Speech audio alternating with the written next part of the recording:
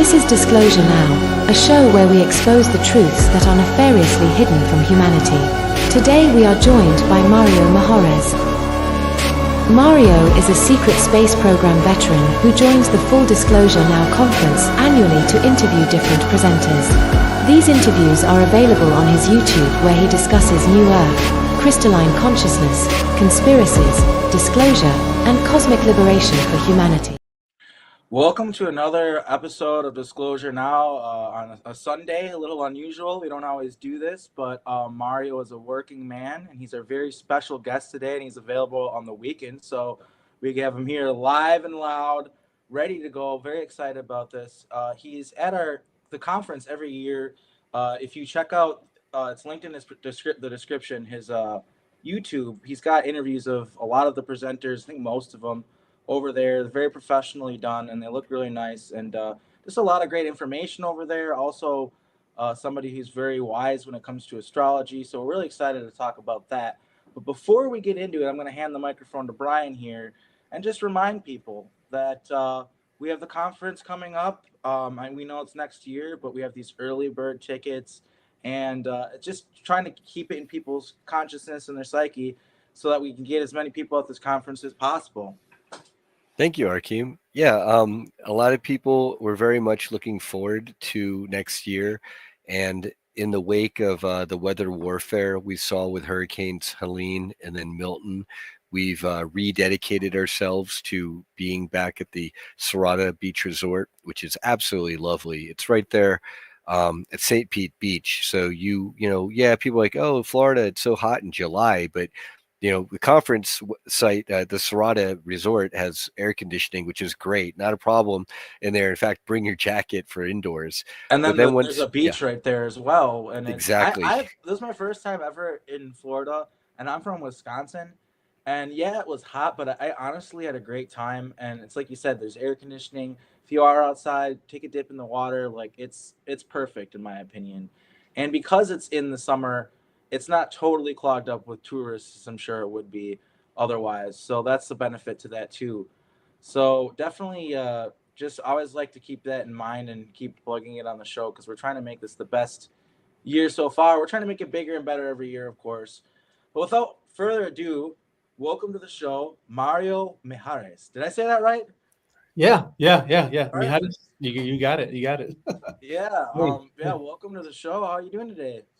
I'm all right. It's cold out here where I'm at. I live in the part of Western North Carolina where the hurricane hit, and I'm currently in my unfinished shed with a little heater that's barely working today. So I'm doing good, but I'm excited to be talking to you guys and sharing some stories here and hopefully learning some new information of some of the things that I have to share from you guys, especially you, Arkeem, because I really admire your dedication and how just how much time and effort you've put in diving into this topic of the secret space program, the satanic pedophilia rings, all of this stuff, because like how you mentioned in the beginning, I'm a working man and only available on the weekends, and so I haven't really prioritize much time to diving into. I know these things happen to me, but I haven't gone like you get what I'm saying, Yeah. Well, that's one of the reasons why they try to keep people so busy and make things everything's getting more expensive, is because the less time people have to think, the less they think. You know what I mean? Like if you're like, I respect to the working man, respect to you, man, but like it's just a fact of life. Like they want us stuck in a, like kind of a loop and too exhausted to even think about this stuff. So, but you do a really good job of being present in our community, despite the fact that you're, busy working all the time, which I really admire, so we all appreciate that. Even when we just see you in the chat, people always appreciate your presence, and online as well. And the little videos you do on your way to work and stuff like that. It's all appreciated, brother. Thanks. Appreciate that. Yeah, Mario, we also know you as the Starseed Salsa Shaman. And you and Sherry were also representing at our conference. I got to make sure to get salsa this next year. And, it sounds like it's when I know from your presentation at the conference this last July, that you have had quite a road to get here, not only in terms of programs and the childhood experiences, but even more recently, and everything that comes with being a targeted individual in a MyLab. And so perhaps you could share with us, and also, by the way, us, thank you to everyone in our audience who's here with us live and who will be watching us later. So please like, subscribe, and share, of course.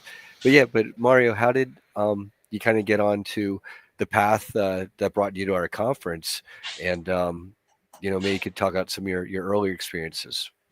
Yeah. Well, for starters, my whole life, I've always felt that things were not right, that things were really odd. And I've had strange experiences growing up my whole life, starting with reoccurring lucid dreams that began when I was in kindergarten, right around the age 5 years old.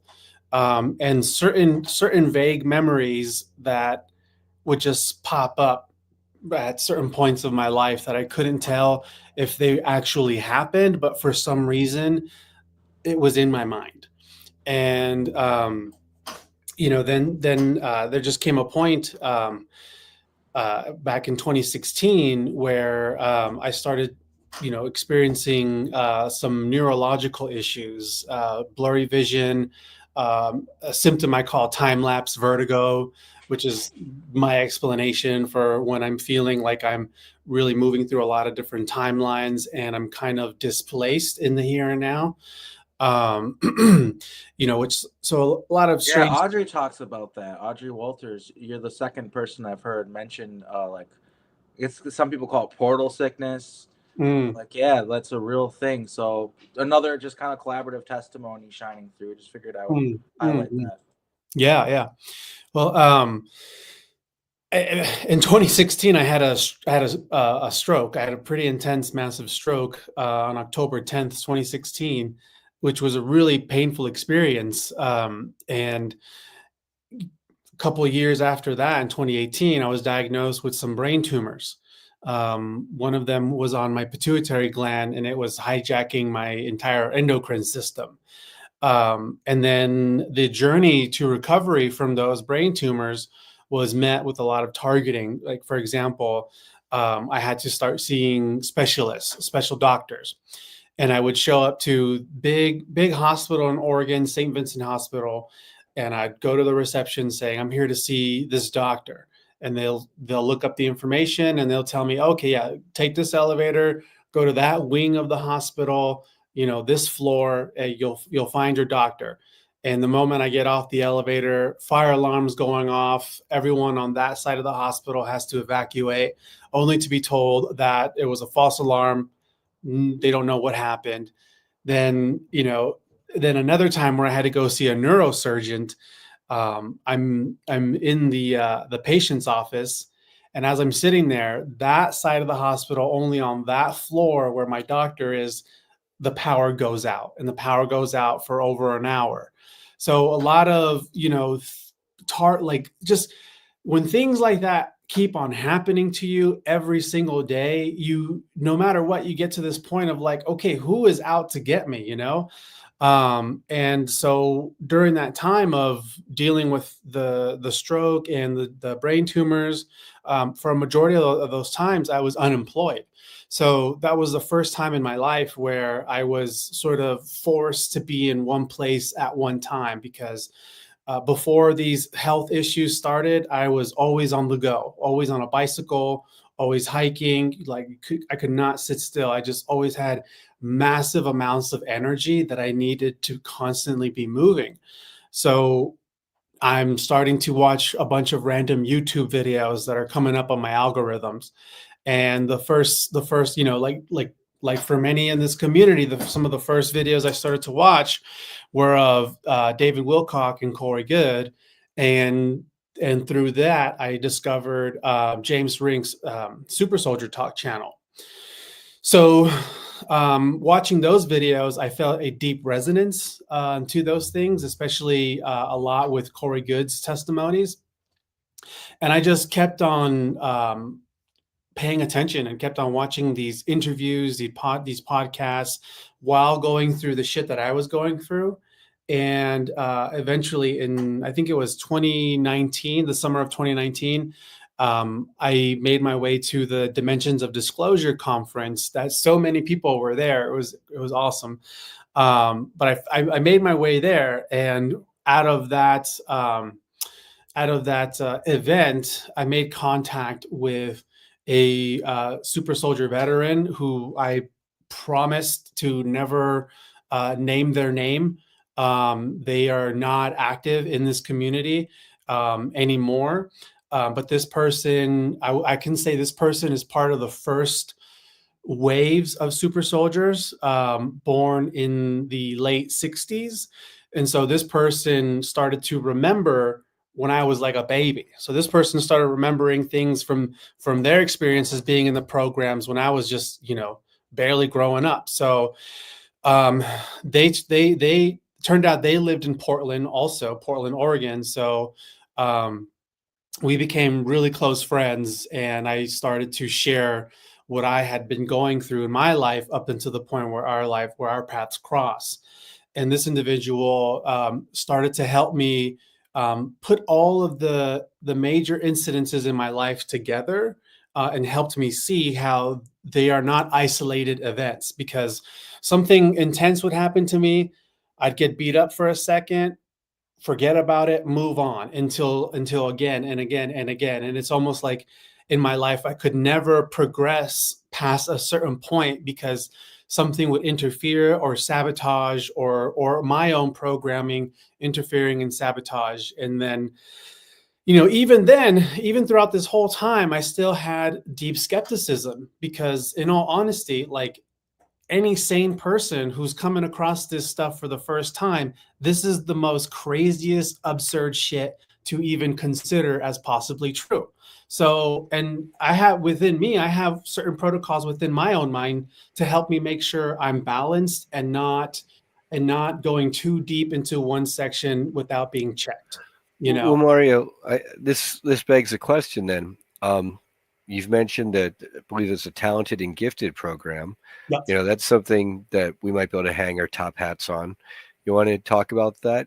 Yeah. So I was in the talented and gifted program starting from the 3rd grade all the way until my 10th year of high school in California. And then I moved to Oregon and was in a different program. And recently I shared on the Full Disclosure Now page of the day when people came into the school testing kids. And I remember so every morning, I remember in the morning, all the classes would be lined up at their point to line up to, pledge allegiance to the flag and all that sort of stuff, and to hear the morning announcement outside. And on that particular day, the principal announced and introduced us all to this woman who was going to be there calling students in one by one to test them all.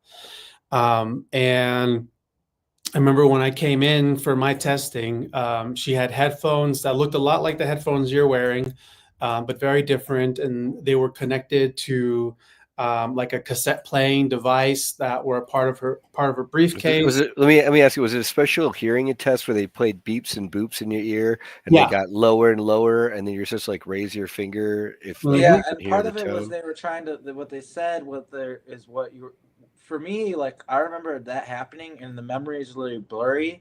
And my theory with that is because, so I've talked before about when I got kidnapped from the Swiss hotel, which was like a very waking life, like 3D thing. Like it's crazy how blatantly I got kidnapped, right? And the lady that was in my hotel room that like whisked me away once I altered out, she had these speakers and they're like playing tones on them. And it was just like those tones. And so what I think it is, and I've talked about this with Montauk too, is like, yeah, there's like the weird sentences, like the red rooster flew the coop to the Russian sun or whatever. They would never say that, but weird, stupid stuff like that, right? It's like some sentence that no one would ever say, and then it can activate you. But the thing is, it's like they showed this in American Ultra, where like the lady tries to activate him, and he's just like, "What? What are you talking about, lady? Do you wanna buy your stuff, or what's going on here? What do you keep saying to me?" And Mhm. she's just like, "Damn it, it's not working." It's like the tones work better, and I think what they were trying to do with that is they knew some of these codes, and it was a program that knew about other, like, what I think it is Solar Warden or the Joint Navy Space Fleet, which is sort of the same thing. I think that they were trying to find people who are already taken from different programs, and also just trying to find people. So by doing that, they could bring out their alters, right? They did more tests than just that, but I think that's what that test was for, to see if they could bring out alters. And I think Mhm. they did. I think when they did that to me, they brought out alters, because I remember that. I remember the little cassette.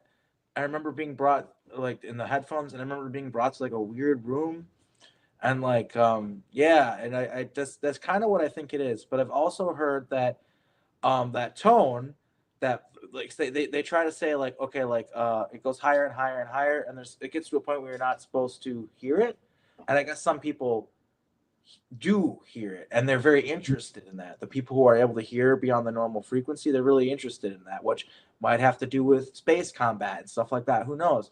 But yeah, they found that they found that these people, for whatever reason, are valuable. But not only that, I've heard from people, I can't remember exactly who, but I'm positive that I've heard at least one or two people talk about how those same really high or low frequencies that you're not supposed to be able to hear or whatever, they've Mhm. heard them right before abduction events. So Mm. there's all sorts of weird stuff going on with this. This isn't just normal tests. This 1,000% has to do with the secret space programs. Like, Mhm. without a doubt. And you see it on TikTok, Instagram, all these different social media, Facebook, whatever. There are people talking about it, and all sorts of people have memories of it, and things going on that don't line up. And a lot of people are really creeped out about it. So it's a really important part of both of our testimony, and there's a reason for that. Yeah, yeah. I that test was really interesting. When that happened, they also did a test, which I completely forgot about until someone else commented that they had that test, and then that came back too, that this was all part of the same day. And before the hearing test, I had tests where she was showing me flashcards of blop the blop images, like the Mm-hmm. Rorschach tests, and she was like, "What do you see?" And I remember that for each card she showed me, whatever it is I saw, I could clearly see it and identify it. So at no point did any of it ever seem like a undefiable sort of image. And then yeah, the hearing test and all the frequencies, and I mean, I don't know how well I did. All I know is that I'm certain I heard every single tone they gave me, but there's no way to know, because if there was a tone I didn't hear, how was I supposed to know? They didn't tell me how well I did. But after that, I was then in the talented and gifted program, and also after that is when I started to begin a lot of bloody noses all the time, like every single day, multiple times Common. a day. And it was always out of one nostril, like mostly this one nostril. Is it your left? Is that your left nostril? Yeah, the left And nostril. then did you every now and then get like a weird, painful like cut or flare up? It feels like there's a bulb in there. Yep, all the Yeah, it was time, a bunch of us are getting that. It's really weird. I all the only get in my left nostril. I've got it every now and then, like recently. Now it's kind of finally going away.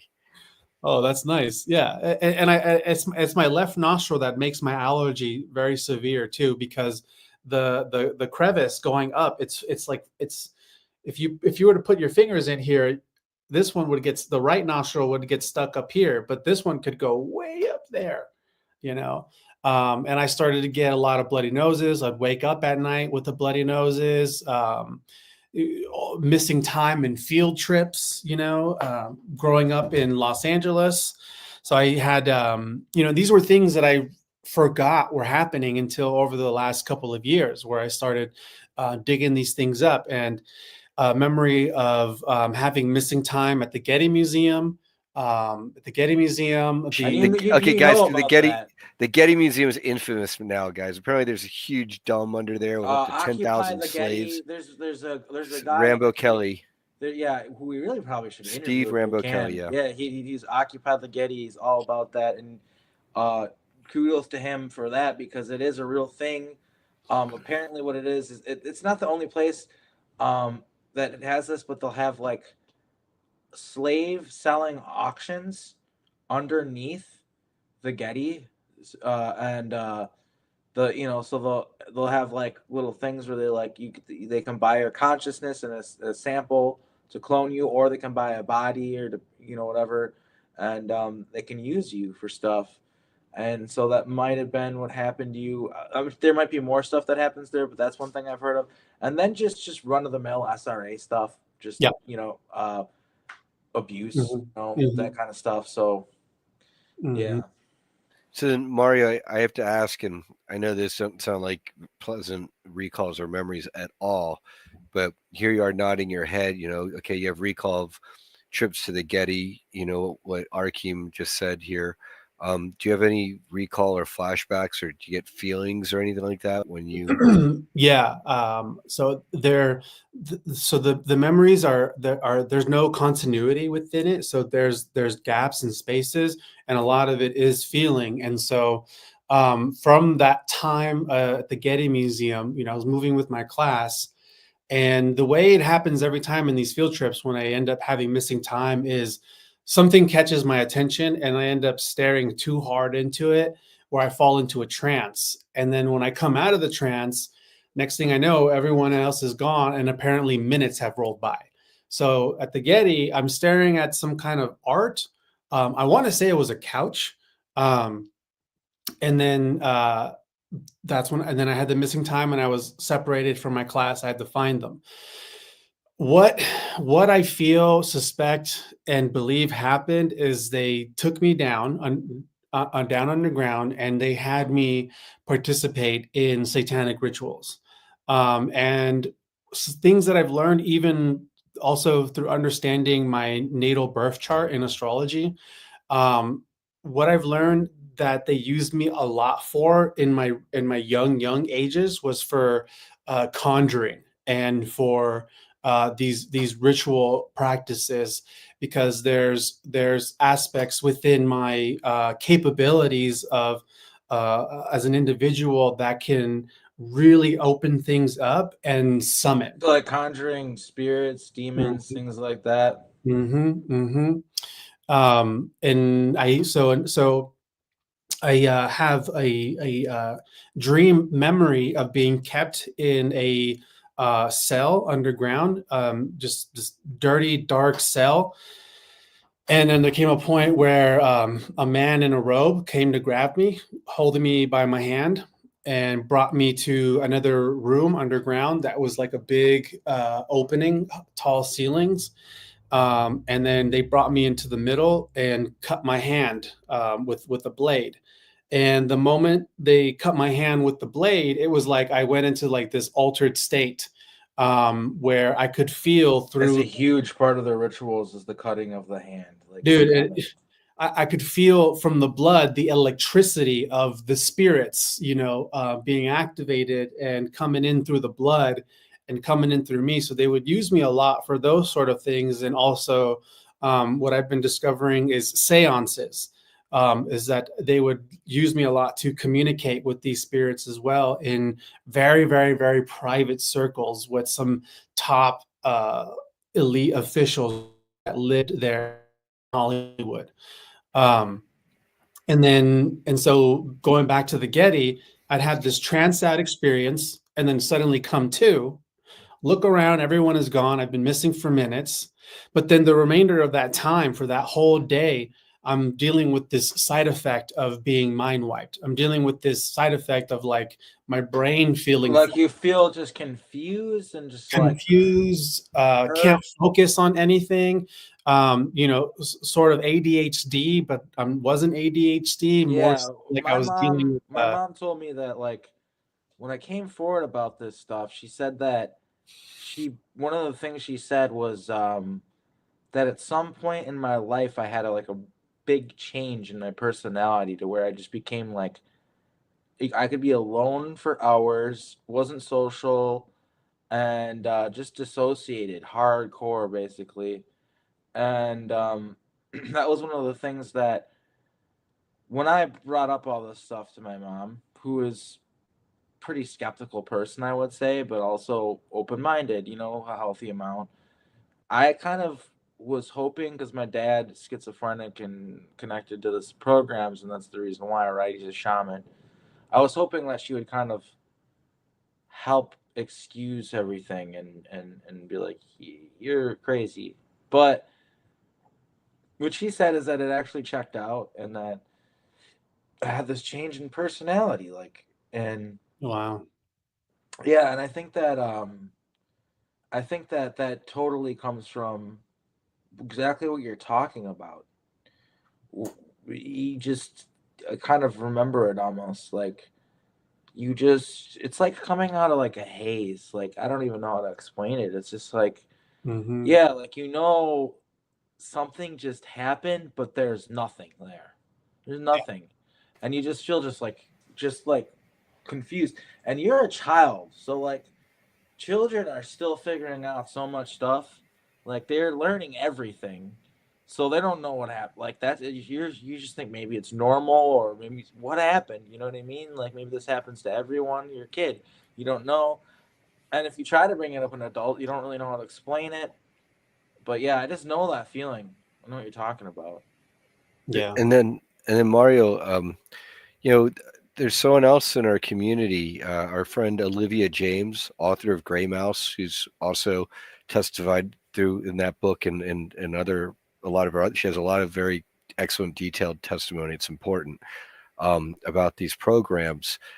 She herself was also used to be a conduit or a medium or channel for the wealthy elites who wanted to pay the elites who were basically owned her and were renting her out for the weekend or a day or for a week to wealthy so-called elites who wanted to eat dinner with a demon or have sex with a demon. And Yes. she always talks about how the demons, how she herself was perhaps a jinn in a previous incarnation, so she's able to connect with that energy and be free of it without suffering any nasty effects or anything like that, and she's of the light, so I want to make that very clear for everyone. She says this as well. And but and how lame, like the demons are saying how lame it is to be like asked like if someone's gonna like make money on the stock market next quarter, or whatever, and they're like these ancient beings. And so maybe could you comment on that at all? Well, when you said Jin, that really hit a deep resonating tone with me because these entities and going through what I went through, these entities, these demonic entities, have sort of hung out with me my entire life, and I've experienced them. Sort of move in and out, like weave in and out through my consciousness, and during some years where I started drinking, there were like as a young teenage adult, I would have these dark blackout moments where the next day my friends would be like, "Dude, you became a completely different person. You were like this dark other guy, and you were a total asshole, and everyone was afraid of you." And I could not remember But it. we had a name for mine. His name was Gabu. Gob. Friends called him Gabu. Yeah, dude, That's he had a name crazy. for him. He was nuts, man. It was bad when he would come out. I guess that's like the first altar that I ever really had come out. But yeah, similar, so many similarities in our story, dude. It's kind of chilling, actually. Yeah, it is. And um, I so in my teenage years, I became a meth addict at age 14. So in Los Angeles at age 14, I started smoking crystal meth for a little over 3 years. So it was just before I turned 18 where I quit. And so at that time, the biggest influence in my life was um, music. And the type of music I listened to was satanic black metal music. And so when it comes to me and my music that I'm passionate about, I'm like, I need to research the band, I need to research the lyrics, I need to memorize the lyrics. And so from quitting meth and moving from Los Angeles and to Oregon, I was like dealing with this massive shock and this emptiness. because I was going through withdrawals, and I was quitting with nobody even knowing that I was addicted. So um, I began searching for something to help me find answers, to help me find peace. And I had a complete distrust for adults and religion of all kinds. So I figured, okay, well, maybe, there's some things in this music that I'm into. And then I found, I went through a lot of different websites about Satanism. And anytime something would come up about Anton LaVey, within my body, within my nervous system, I'd get this deep cringe and this deep hatred for him. And there was just something within my mind, without even knowing any context of anything, was that that guy is bullshit. He doesn't know that man does not know true Satanism. So anytime I researched something that linked me to Anton LaVey, I didn't pay it any attention, because to him, I felt I had this feeling like he was just a joke. Until I probably got that from a keynote. Probably, yeah. And then I found the Joy of Satan Ministries, which I think I've heard somebody on Nathan Cizik, our friend, the Hajayan contact, is very familiar with that. He actually admits that for a time he consciously joined that group. So did I at age 17. I consciously chose that. Did you guys talk yet? You and Nathan? No, I don't think I even know him. Man, you gotta ask on work one of these Wednesdays so you can come on the Temple Complex, dude. Well, yeah, maybe we can do a special one that's like on a different day or something, so we can include you and other, because there's other people in the world who also aren't available at that exact time, right? We have to do it on a different day sometime. So let's keep that idea, because you definitely need to talk with Nathan about that. That's weird almost. Yeah, it's like the same thing. Like at the time, you thought it was like this great thing, but you realized later it was just a program. It was just from the program. Huge honeypot program. That's so fucking nuts, dude. That's insane, man. Yeah. And I self-initiated myself in several of their rituals, but I'm the good thing that came out of that is in the mission statement of that ministry, the number one thing about that ministry is never stop your conquests for learning and expanding. So I took that as the most important thing. And in my research, like in my studies of all of this, I allowed myself to read about the chakras, the kundalini, and so I allowed myself to branch and expand.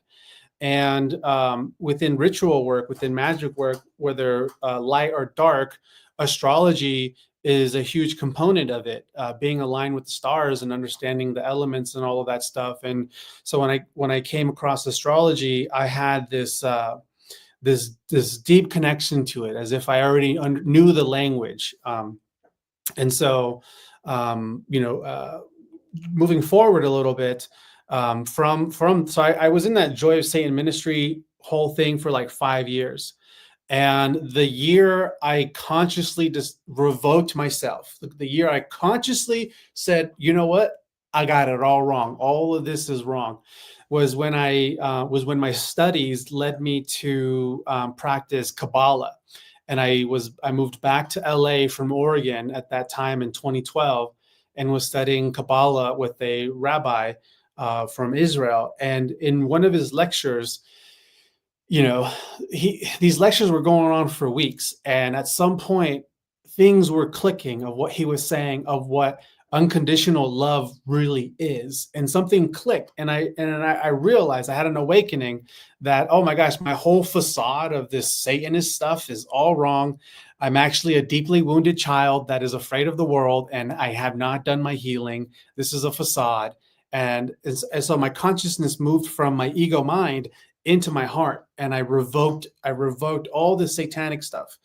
And it was probably about a month or so after I consciously did that, was when I got hit by a car for the first time.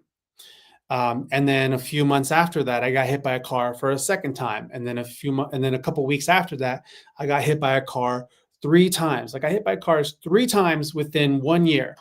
And so that was an interesting thing. And then and the years after that, I still dealt with the residual cords and attachments of this organization. And it was intense and shitty at times, but really what it was also, because the light and the dark work together. So really the light was also using this entanglement as me to be on a fast track of learning and distinguishing and identifying, and waking up. So it was sort of like my Kung Fu training at the same time. The more and more I became more pure and connected to my heart, then the more easier it became for me to distinguish these outside forces.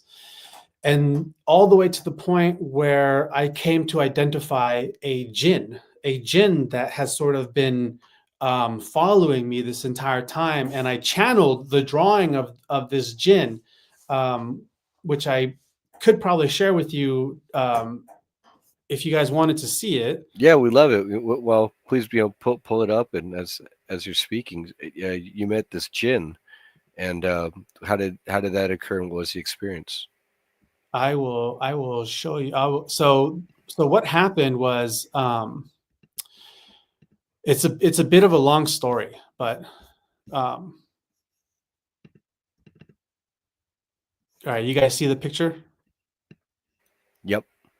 So it's kind of blurry because I had to screenshot it from my Instagram post, but what you guys see here is the dimensional geometric identity of a jinn that has been working in cahoots with the Illuminati, the satanic groups, through SRA rituals. And this jinn, this demonic entity, attaches itself to sacral chakras of sexually abused and molested victims. And so the center here is, so I'm gonna stop sharing. So what happened was, I was in a situation with an ex-girlfriend at that time who was actually ex-military. She was in the Air Force and was an MK Ultra sex kitten girlfriend that was out to destroy my heart. And this was before I knew anything about programs and all of that stuff. So this is kind of like a love bite handler situation. Exactly. Yes. It was a love bite handler situation. And she took me she didn't take me. I went with her from Oregon all the way to Ohio to be with her family for Christmas holiday. And she really wanted to be polyamorous. And, throughout our relationship, my whole thing was, look, if you want to be polyamorous and have other partners, that's cool. But then that means me and you can't be this deep, because I'm not a poly guy. That means you are nobody to me. But she wanted to really have me. So she's like, we go over there, and on Christmas Day, she ditches me with her family and goes and sleeps with a man who was her handler since she was really young. So I'm in this room. I'm in a bedroom in her family home on Christmas, and I'm like having this intense level of stress and anxiety. And I'm pacing and I'm walking around, and and this is how I do. I get into the trance, and I'm like, what is this? This is not normal. This is not normal human behavior. Something is wrong. Something went wrong. What is it? And I went into meditation. And when I went into meditation into this space, then that image came of the jinn, where it was geometric, but distorted geometry, not sacred geometry. So there's this distorted vibrations, and I could see the mouth, the face, the eyes, and I met with this consciousness, which I'm pretty sure is a jinn. And then I downloaded the understanding. And so what I came to understand is like, okay, so this is all fucked up because this person that I'm with is deeply sexually wounded on so many levels. And then further down the road, I learned, yes, indeed, she has been sexually abused on so many levels by multiple people, beginning from a very young age. And who knows what else she went through in the programs and in the military. So so going back to what you said about that woman who wrote the book of the gray mouse and the jinn, it used to be a jinn. Yeah, Olivia James. Olivia James, that hits a lot, because what I've come to understand is in my youth, when I was young, when they used me, these are some of the things that they use my energy to help conjure and strengthen. And they create this dark system to keep the loosh going, especially in cities like Los Angeles, where you have the dark grid, and you have. Yeah, I was just going to ask you, have you seen the grid? Because I was there and I saw the grid. There's a grid over Los Angeles. There's a fucking grid over the city. I've literally seen it. I was just, yeah. So we're sorry to interrupt you. No, it's good. It's good. Go to the grid. Like, yeah, tell me about the grid. I want to know more about this thing. Yeah. Well, part of how they run it is, they keep a certain poverty conscious. And within that poverty conscious, there's only a limited amount of set destinies for these types of people, unless they're able to break out of it themselves. And within those limited set destinies, there's a number of different guaranteed outcomes that will happen for children and adults raised in this environment. And so likely drugs, likely gangs, likely violence, likely sexual activity, whether directly or indirectly, whether you become it and participate it directly, or you are a witness to it, or family and in that.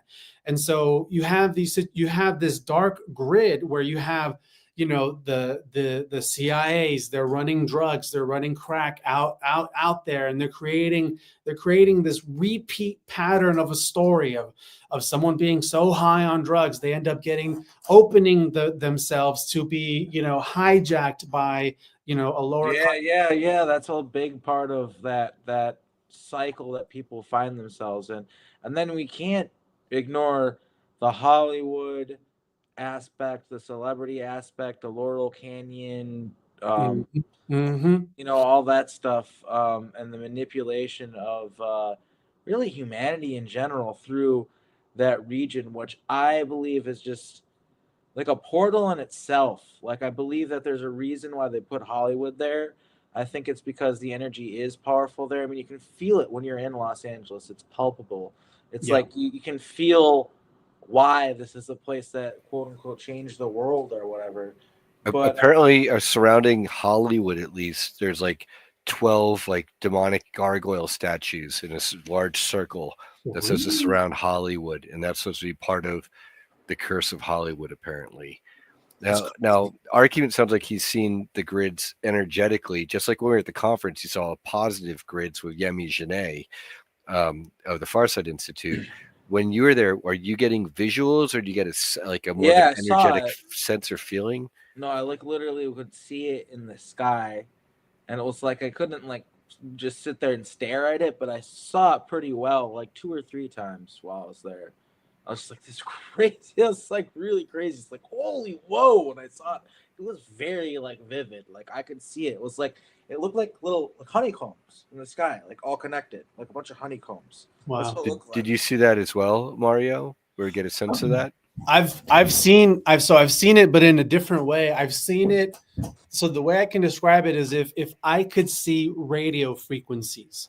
That's how I see it. So how radios are constantly broadcasting channels, 103.KW, 2W, so there's another frequent set of frequencies that are being broadcasted at all times on a continuous basis. And within these radio frequencies are just repeat patterns of deeply disturbing sexual perversions and violence. So it's because these radio frequencies are constant, and anybody can pick up on the bandwidth of one.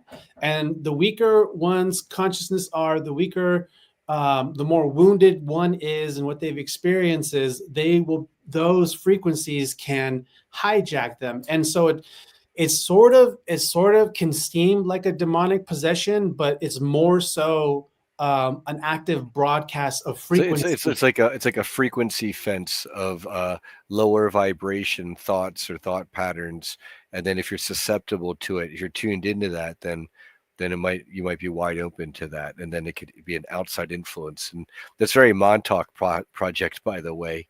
You know, practicing with electromagnetic frequencies to alter people's behavior. It wasn't just time travel there, but you know, so yep. Yep. And Yeah. then um, in terms of not just the Getty in LA. Oh, I was going to ask, are there other people in our community who they have recalls of you and said, "Oh, Mario, I think I saw you here," or you know, at Montauk or any other places, or in space, for example? There's been a few people that have asked me if I remember them, but no, I don't. I'm not at that level of recall yet. Um, and the things that I do remember are just blips and flashes that I can gain more information through diving in the context of the feeling of it. But no, I I'm yet to remember uh, people. So I want to give a couple of shout outs here. Dr. Amir Jangahiri, also known as the Wizard of Wivenhoe. He's excellent to work with. There's also Amaria Sweet, also known as Rogue Dragon, and Gloria Haas.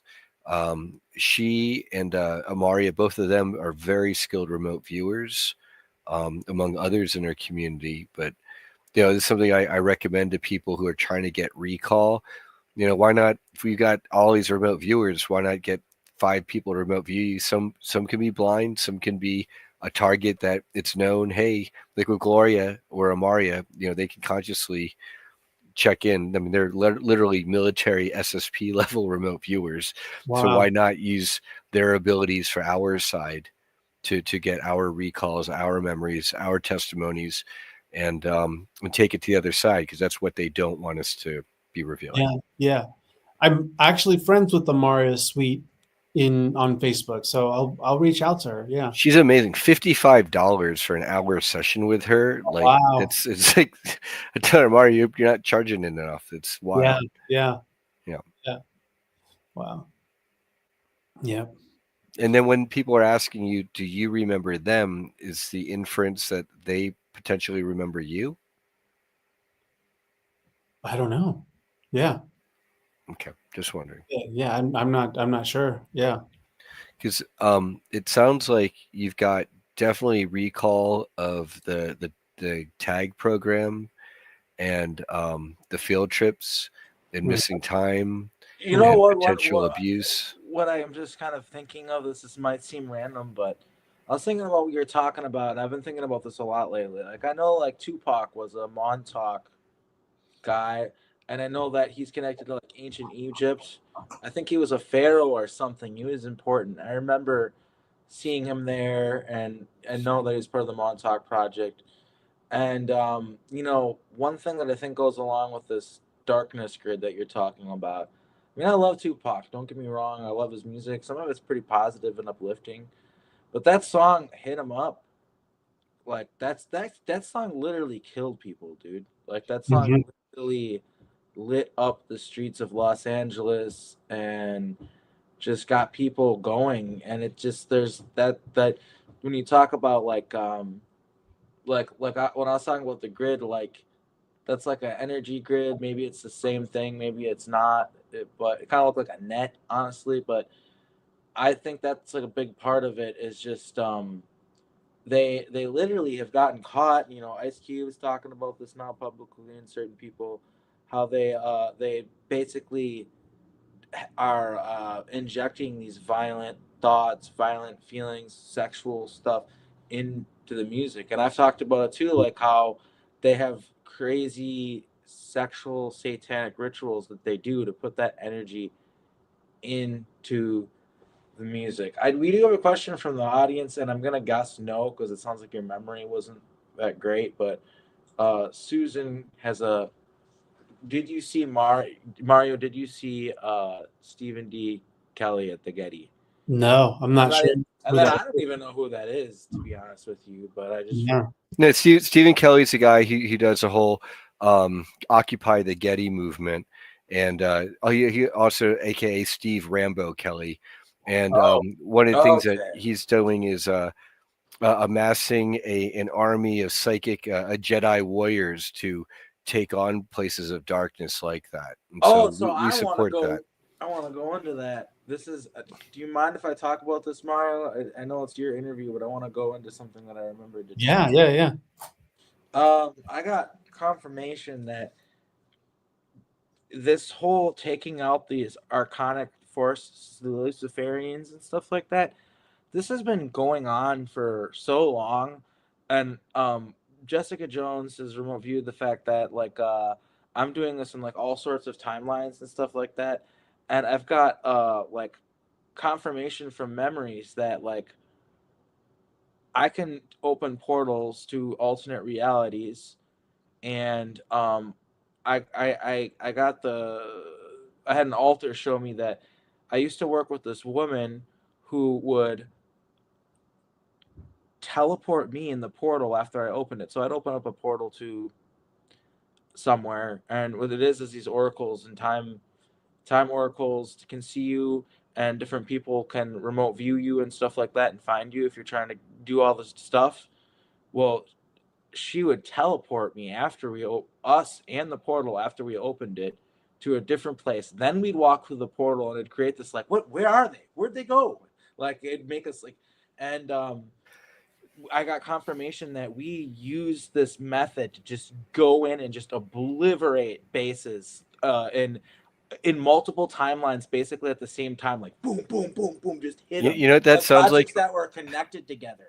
Like It this sounds is like a exactly virtual what they portal use. network. Instead of portaling directly and being traced, like a IP address protocol and Yeah, jumping around the internet. yeah, That it's sounds like just what you're doing. that's basically what we were doing is we were creating like a fake IP address basically, or like changing the IP address by teleporting somewhere else right after you open the portal, and it created this thing where we're really hard to fuck with, and I'm getting confirmation that well, I was basically told that these kinds of events are going to need to occur and are going to occur in the near future, where similar events are going to happen, where people are going to need to do a multi-timeline thing, and it's just kind of if we can do this, like it's kind of just like hard. It's kind of hard for them to stop it. Like I guess maybe feel like I don't know if I should be talking about this stuff or not, but because sometimes I talk about stuff, I'm like, man, is this like classified information? Should I keep it Right. close to my chest? Like, I don't know if this is one of those situations or not, but I more wanted to say as like kind of like a hopeful thing, like because sometimes it seems like these stories that people are telling of bases being cleared out and things like that are pie in the sky, and I don't think they are. I think like I'd say that saying it's all over and we won is pushing it too far, but no, man, these people are really evil, and there's a lot of people that don't like what they're doing, and yeah, I just think that uh there yeah, that I got confirmation there is stuff going on behind the scenes to take these people out, and it's going to continue to happen. And this timeline is I basically got like shown by this altar that this timeline is almost like a leftover. Like I've taken these fuckers out of a lot of timelines. Like I've gone into a lot of timelines with help from other different people. It's not just me, obviously, but like I've gone in with armies in different timelines and just taken out these fucking bastards over and over and over and over again. And you know what? I won't stop because fuck these people, man. Like every timeline they show up into, every place that they are allowed to exist gets harmed by them irreparably in ways that are unfathomable to the common folk. Like, and it's time to just shine the, because the reason why they hide is because they're scared. They're cockroaches. You shine the light on them, they all scatter, and it's time to not only shine the light on them, shine the magnifying glass on these little cockroaches and burn them all out of their little forts that they've made underneath the ground to hide from us all. Like that's what it's time to do right now. Well, Arkim, we were speaking before the show with Mario about how you might have some recalls to share with all of us about timelines, good and bad. Like, but among the bad, where the WEF and the WHO they get their ways to implement their 15-minute smart city concentration camps and their biological jab campaigns and stuff and lockdowns. Well, I would say that more so than other timelines because I have seen like the timeline where we go to the worshiping the AI, and I've also seen better timelines. But on the other planets, I've seen the World Economic Forum stuff play out. Like it's the same thing. It's obviously the same person. Like I am 100% convinced that Klaus Schwab is part of the breakaway and is involved in the breakaways and his little, what do they call it? POC, what do they call that kind of group, Brian? I feel like you would know that term. It's like non-governmental organization, NGO. Oh, NGOs. Yeah.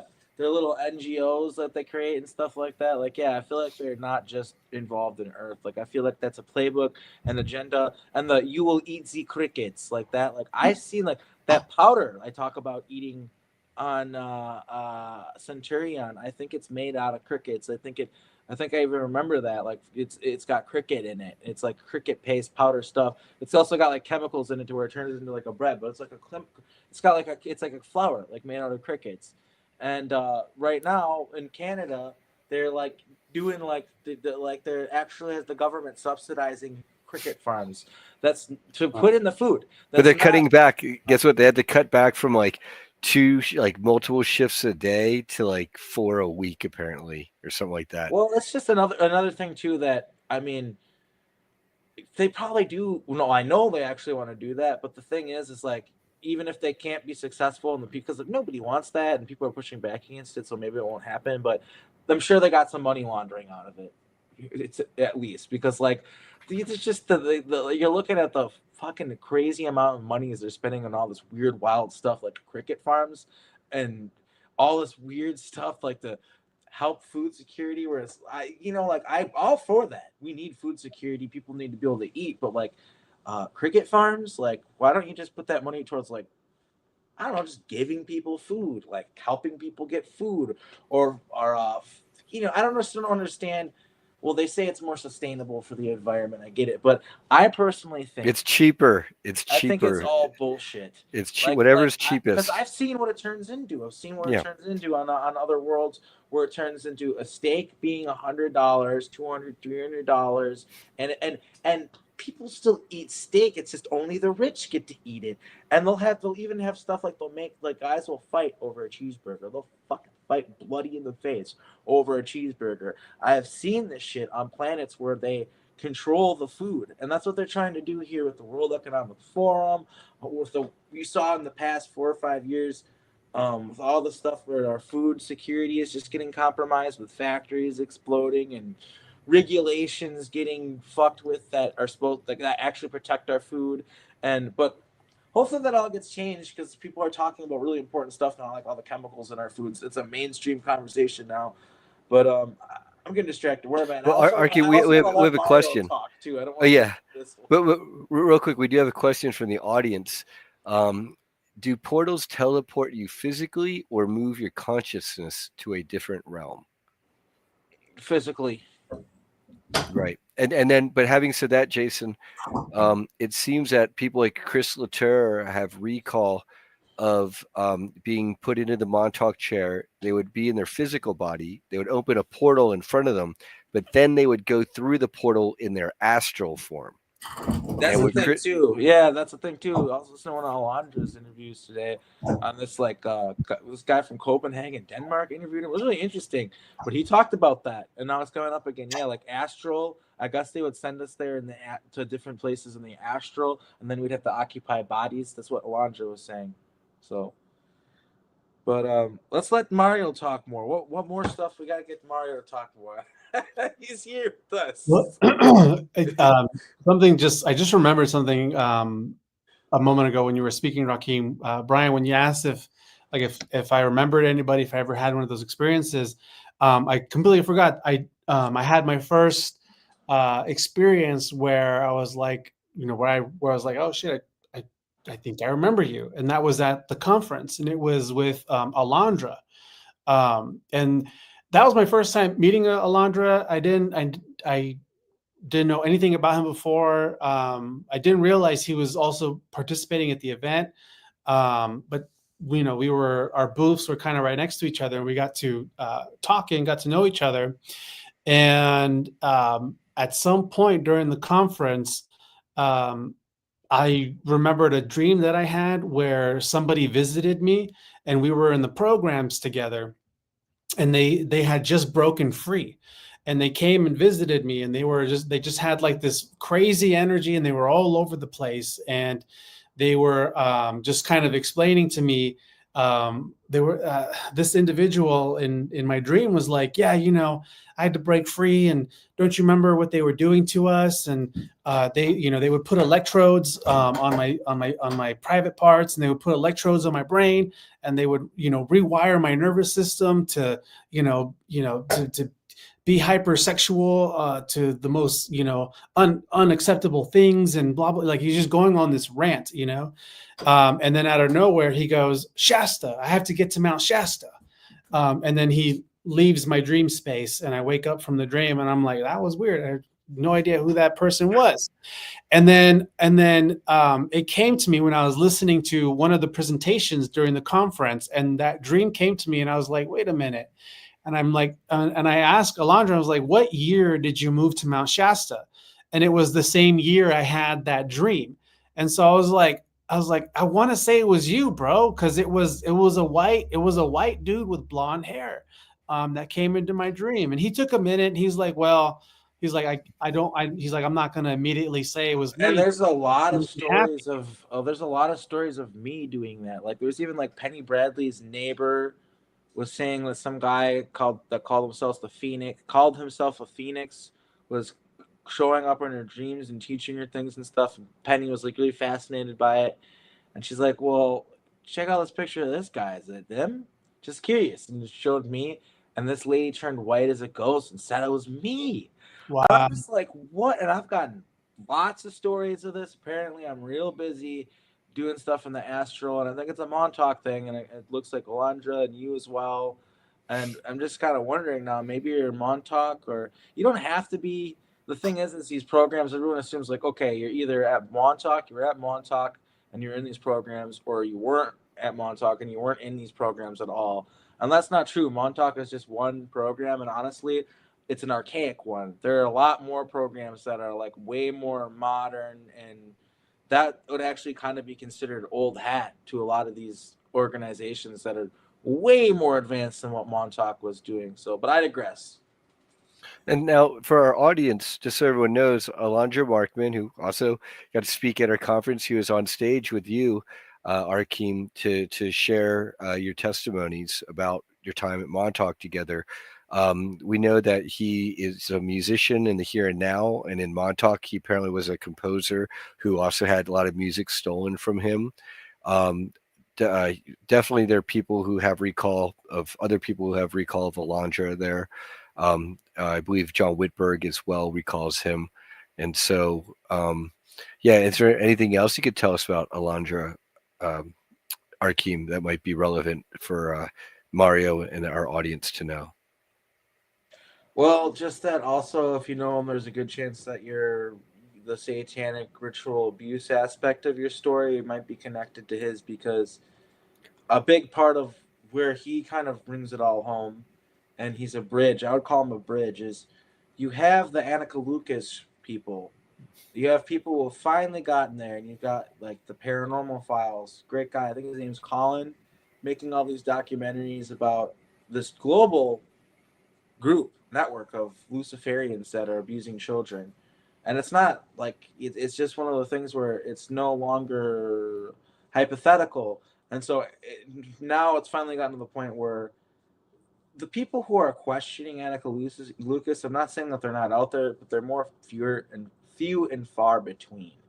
And now she's done her interview with Alondra on her show or whatever, on her podcast. And he didn't talk about Montauk or secret space program stuff. He kept it very grounded in 3D reality. But that opens up that bridge where people can start looking into him more, which obviously when you find out about these people and you want to know more about their story, it's a lot of times what you do.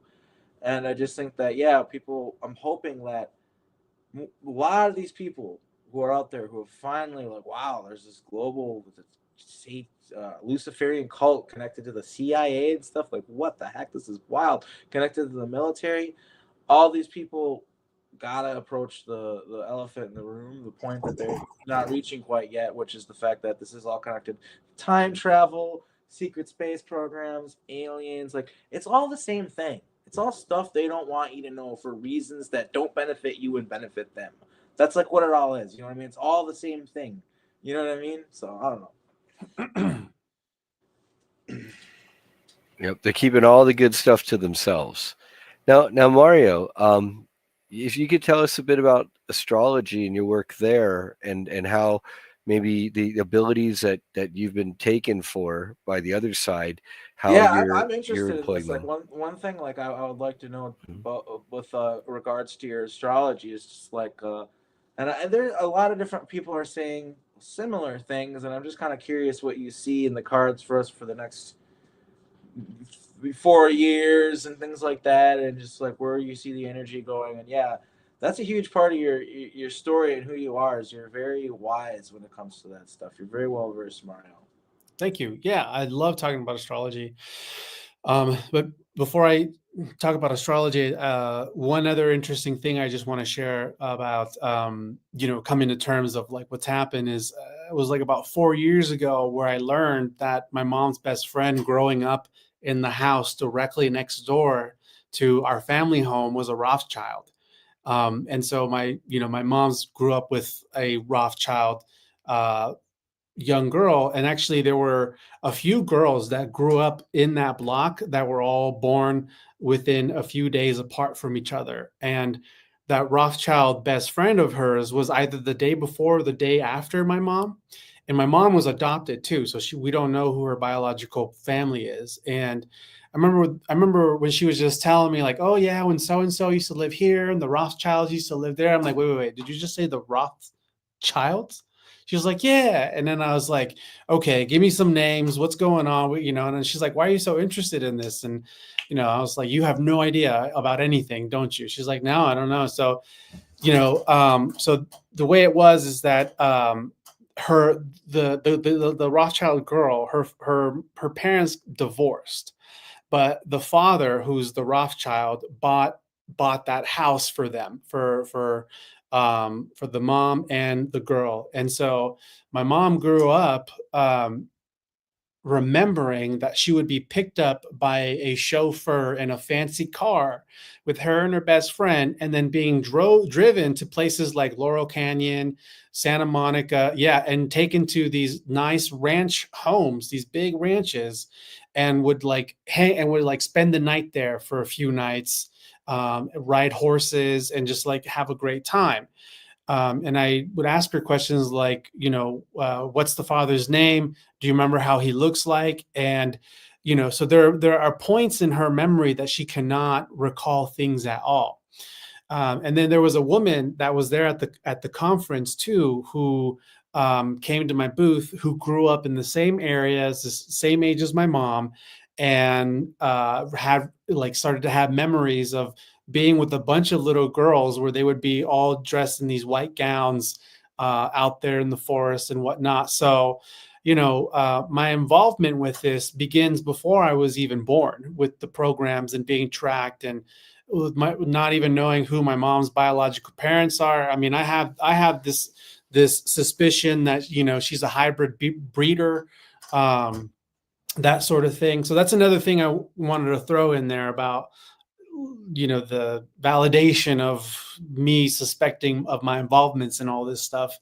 But anyways, so going into the astrology in the next coming years, right now we're in a period where there are several major changes that are happening, starting with Pluto going into Aquarius, which you guys have probably heard a lot of different astrologers, read different posts about Pluto going into Aquarius.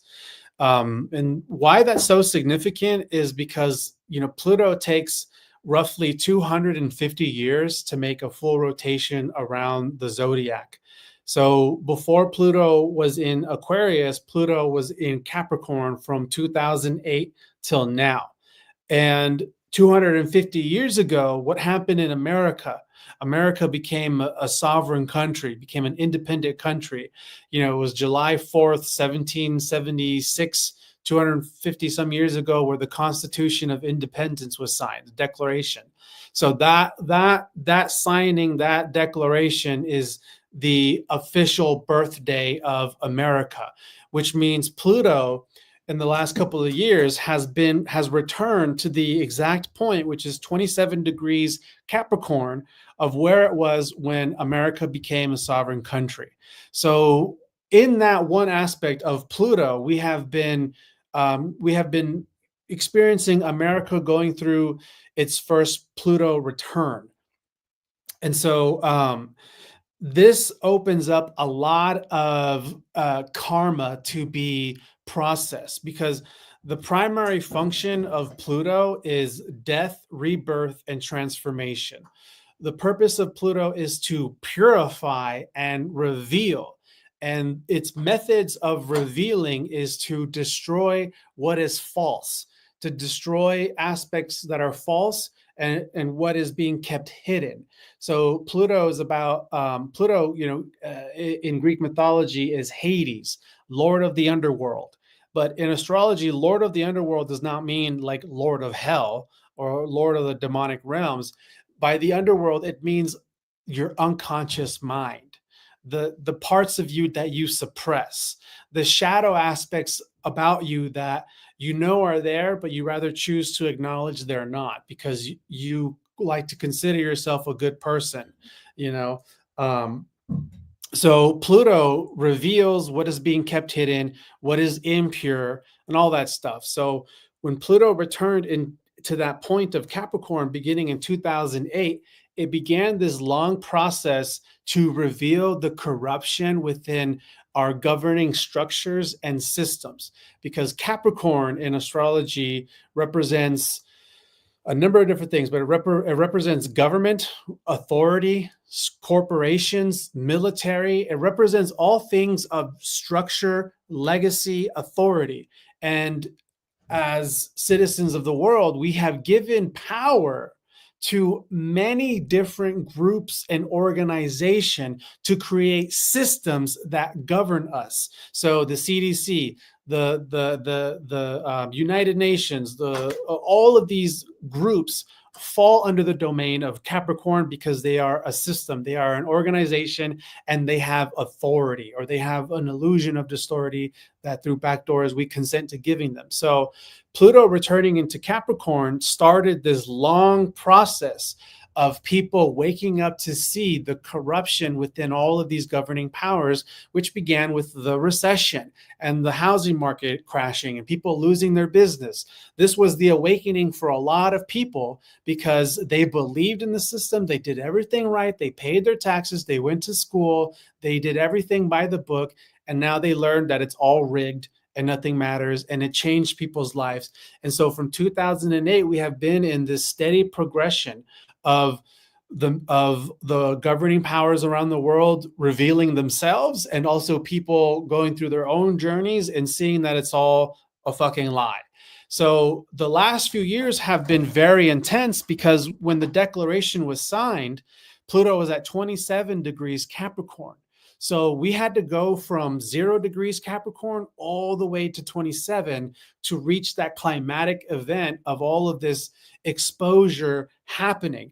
And the beginning of that occurred during the pandemic and the elections and all of that stuff. So now everything is out there. And for people who don't know or can't see it, we all know by now it's an unconscious, it's a cognitive dissonant type of thing. And so moving forward, now that Pluto has entered Aquarius, so again, going back into the past, after America became an independent country, there were revolutions that happened around the world. The French Revolution in America, all that sort of things, because after a transit of Pluto going into Capricorn, what happens is the people uprise and they take power back from corrupted systems. And then after that, then humanity themselves has to go through a revolution, because Aquarius represents humanity, advanced technology, a higher galactic knowledge. But in this day and age, the transition of Pluto going into Capricorn, now that more people than ever distrust the government and seek to take their power back, now opens up the questions and the things that are being discovered that the government has kept hidden, which is aliens, which is extraterrestrials, which is technology. So first, Pluto and Capricorn awaken people to realize, we can't trust you. You guys are corrupt. What really happened at Area 51? And so then with Pluto going into Aquarius, it's the next stage of evolution for humanity. And that's going to be contact in a lot of different ways. Yeah, that's just the disclosure movement. That's us. Exactly. We're the next wave as it transitions from the beginning of the revelation into full-on revelation. Yes. And it's going to create, so with Pluto and Aquarius, it creates a lot of social revolution in how people come together, and how people think and see everything in the world. And so Pluto going into Aquarius, I can go on and on and on for days about that. That is one of the biggest events that had happened this entire decade. The other thing that's happening very soon is Neptune will be moving into Aries. And just like Pluto, Neptune is another planet that is way out there. So it moves very slow. And Neptune takes about 180 years to do one full cycle around the zodiac. So whereas we have reached a 250-year cycle in America with Pluto, separate than that, we also have Neptune getting ready to complete a 180-year cycle going into Aries. Nice. And Aries is the first sign of the zodiac. Aries is the warrior, the fighter. Aries ruled by Mars being the god of war, conflict, but also in a more positive sense, Aries is that spark of fire that gives you passion to take action and forward momentum towards something you desire. So with Neptune being in Pisces, so in 2012, Neptune is when Neptune entered Pisces. So here's another long cycle from 2012 all the way until I think next year, Neptune is going to dip his toes into Aries and then retrograde back into Pisces and then into Aries, back and forth a few times before we're fully in Neptune and Aries. But I think we get a taste of it this year. I'm not exactly sure. I had to look. But anyways, so the ruling planet, every sign in the zodiac has a planet that rules it. And the ruling planet of Pisces is Neptune. So Neptune is at home in Pisces. And in astrology, Neptune governs your belief systems, your subconscious mind. It governs illusions, delusions, fantasies, alternate realities, dimensions, portals. It's this magical experience of things. Also in astrology, Neptune and Pisces govern Hollywood, govern television, because Hollywood and television, all it is depictions of an illusion on the screen. It's holographic images. Right. When you're watching a movie, you're watching the creation of someone's imagination, which is also Neptune. Neptune governs imagination and belief systems and the subconscious, which makes Neptune a very tricky energy to work with and understand. Because if your subconscious is riddled with a lot of negative programming that you inherited from your early environments as a young kid or whatever, just false programmings that aren't really true, but you were exposed to it. So in a subconscious way, beyond your knowing, you think it's true. So like, for example, being a woman, being raised by a single mother, and your whole life you heard her say, all men are dogs. You can't trust men. Men are worthless. So from a young age, let's say that little girl has been conditioned in a deep unconscious way to have a certain disconnection from being open to men. So so Neptune governs the subconscious. And now that Neptune is transitioning, just like Pluto is transitioning, it's almost like there's a changing of the guard for who gets to have extra influence in our society's thoughts and ideas. And we're seeing that changeover happening with Hollywood. People are falling out of the spell of Hollywood. They're falling out of the football, the sports ball spell. Watching how rigged the Tyson Paul fight was takes all the fun out of it. And it seems like these old institutions and old ideas are going to fall away as the new Earth emerges, which we're all part of. Yes, exactly. Because the other thing about Pisces and Neptune, an area of life that these two energies govern is sacrifice, martyrdom, victim mentality, refugees, being displaced. And Pisces is the sign of disassociation, disassociating from reality and escaping into another place of your mind and your imagination. And we have a whole world that is constantly disassociating from real things that are happening within the government. They are not paying attention to what conversations are being had within the World Economic Forum. They're not paying attention. Let's just think about, like, from my standpoint, just where I come from is just, I was born in 1991, and even though we're all a little bit different ages, it's pretty much the same story. My whole life, I've seen pretty much unjustifiable and just catastrophic war after war after war after war. Maybe not on my own soil here in the United States where I live, but it's a thing that I've been constantly aware of my whole life, is that there's all these just terrible wars going on. And it just comes to the point where you just would get desensitized by it, and you do disassociate. What are you supposed to do? I don't know, like, go over there and help? Or I don't know. It's just like, you know what I mean? It's just a really hard issue to look at. And, but I think that it comes to a point where it gets unhealthy with a lot of the population of Earth, where you have people like us trying to talk about a lot of the stuff that's being covered up, swept under the rug. And not even just people like us. It's like some of these people are just normal investigative journalists and stuff they're doing the same thing, and people, it's their choice that they're choosing to not listen, which I think is guilt by dissociation. They're dissociating. They don't want to pay attention to it. So I think that's what you're talking about. Yes, yeah, exactly.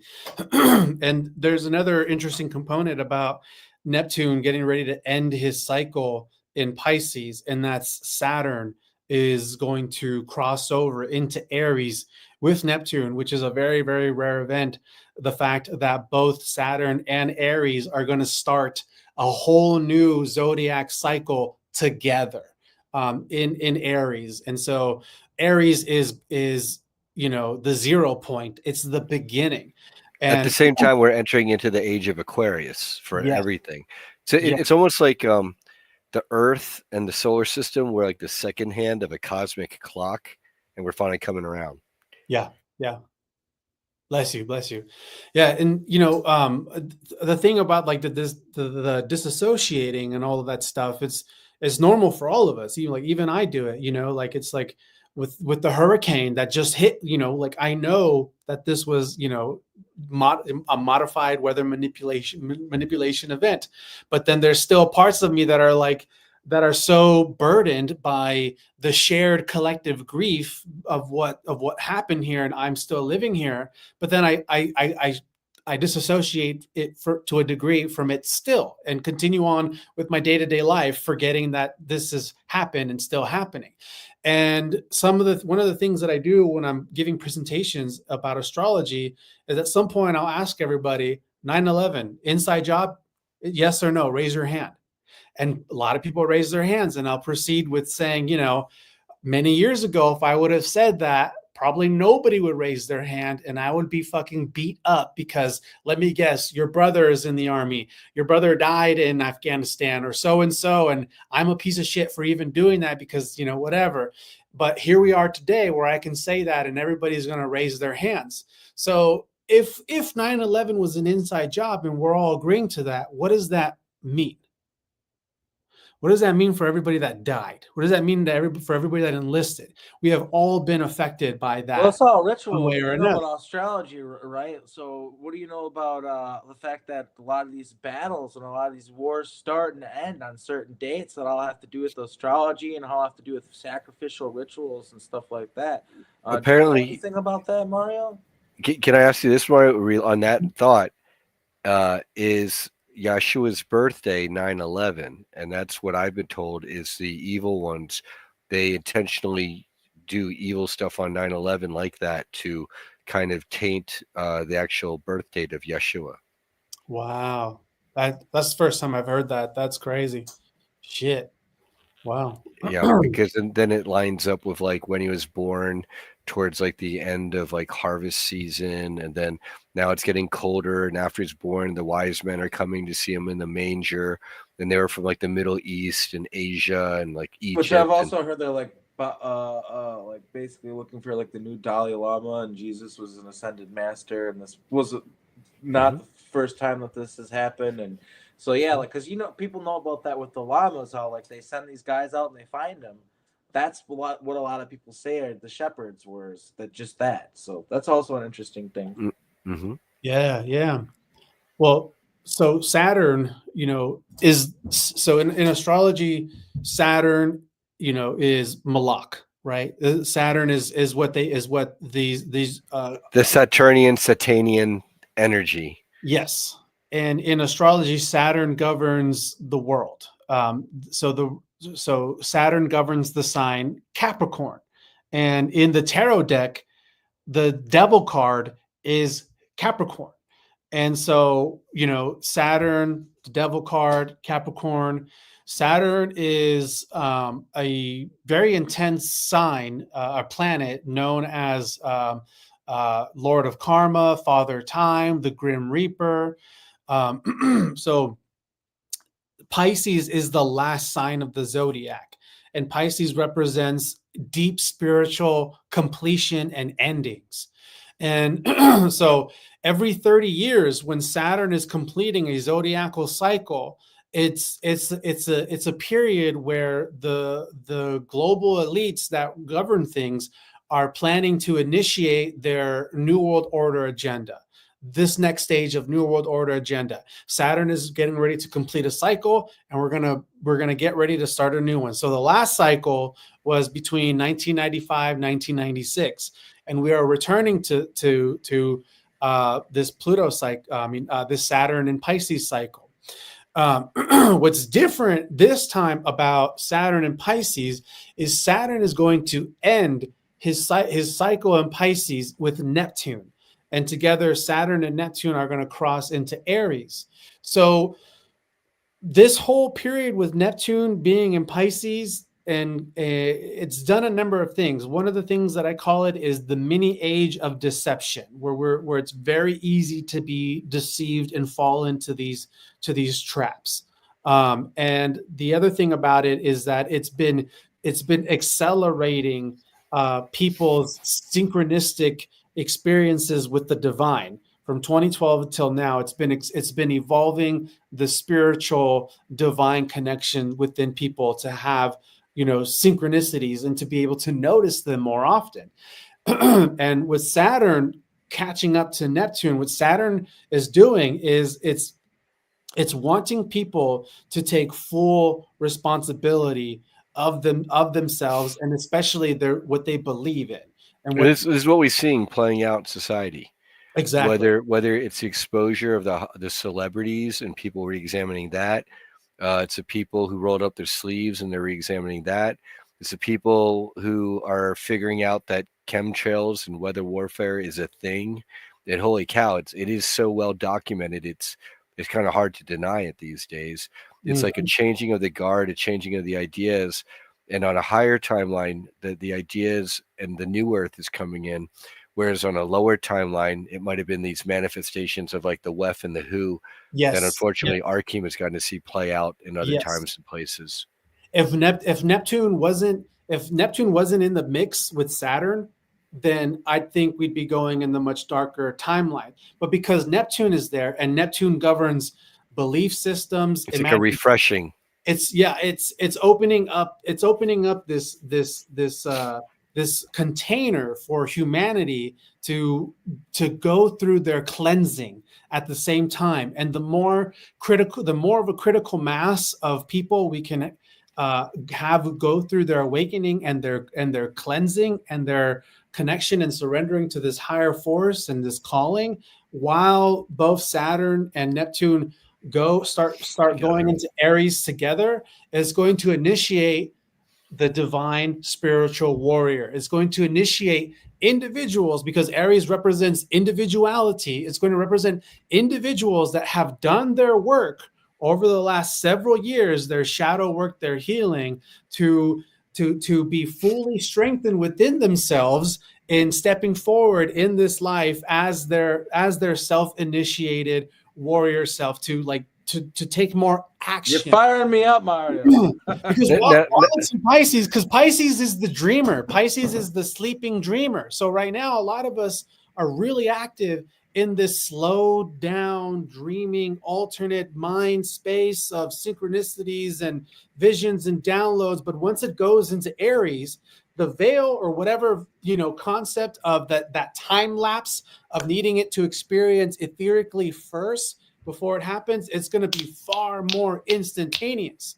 So all of us that have been allowing ourselves to practice, to notice, to go through our journeys, like Matthew in his journey in his book, that was a series of several years of having different awakening processes and fully trusting the process and developing that skill. All of us have developed certain skills through our experiences. And so once Saturn and Neptune go into Aries, boom, warrior.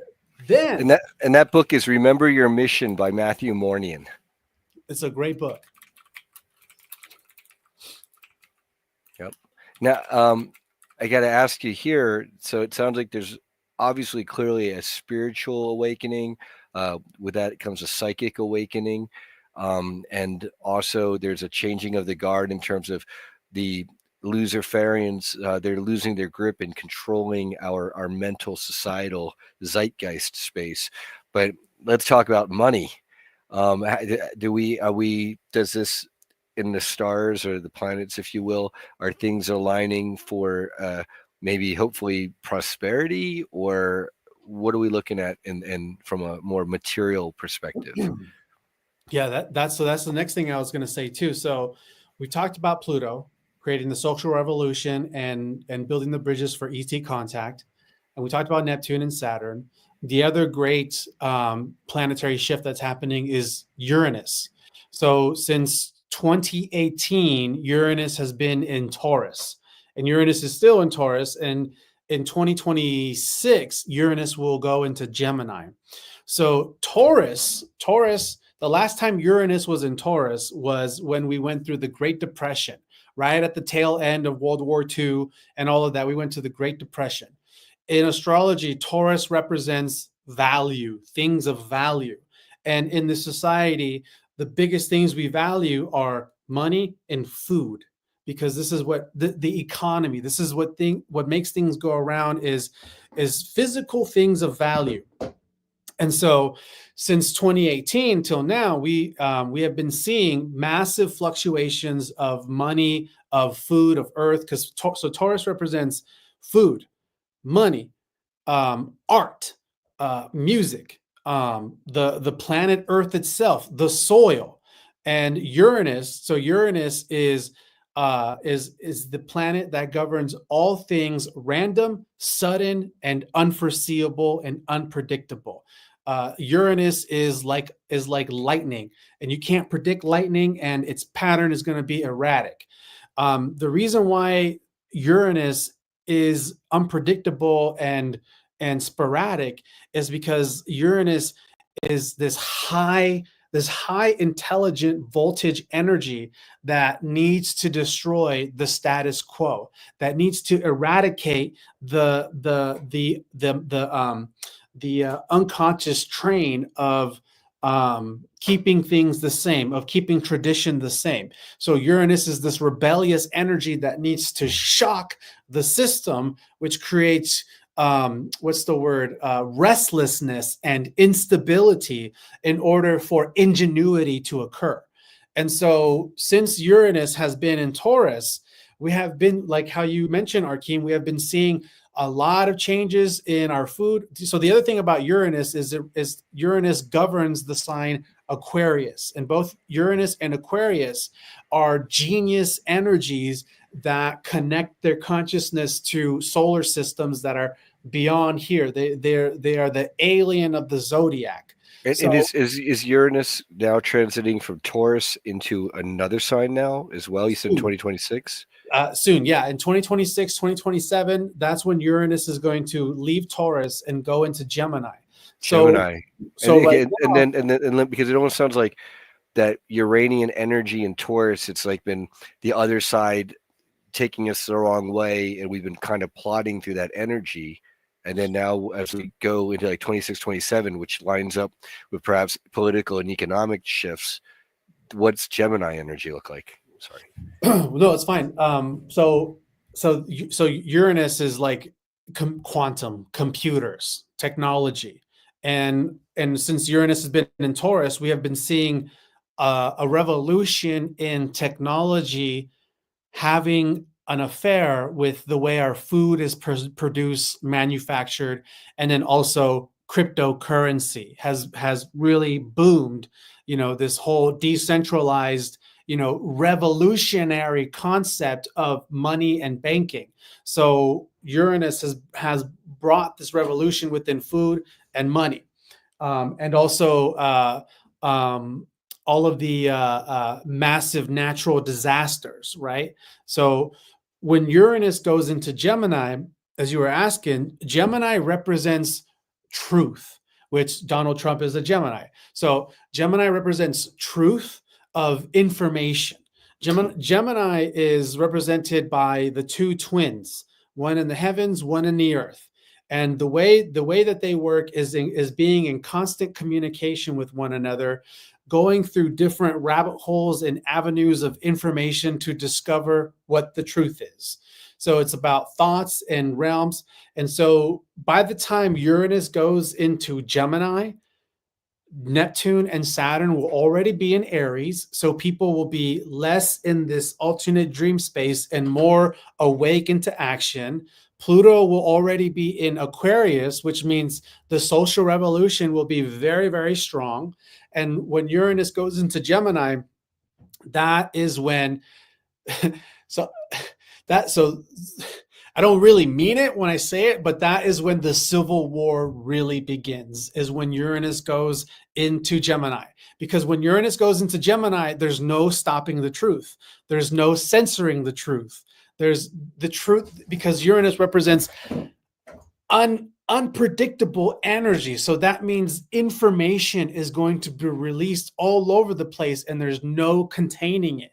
And because information is going to be more free and there's no containing it, and more people are going to be sovereign in their individuality and encouraged to take action in the face of this intense social revolution around the world, it's going to really stir shit up.